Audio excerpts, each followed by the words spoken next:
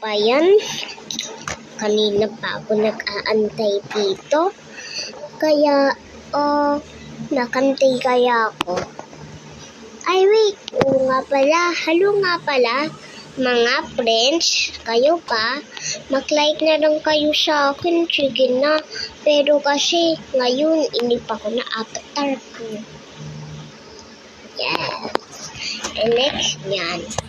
Punta tayo dito. Ano pa meron dito? Mag-like na lang kayo kung ano meron dito. Wow. Ito. Wow na to. Wow. Like nyo nga kung ano tawag dito.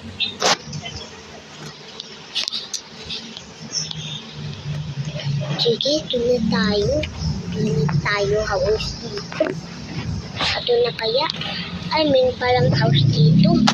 Ano ba yan? Sige, dito ako. Yan. Sa park na lang kayo kasi mabilis yung picture ko. Bye!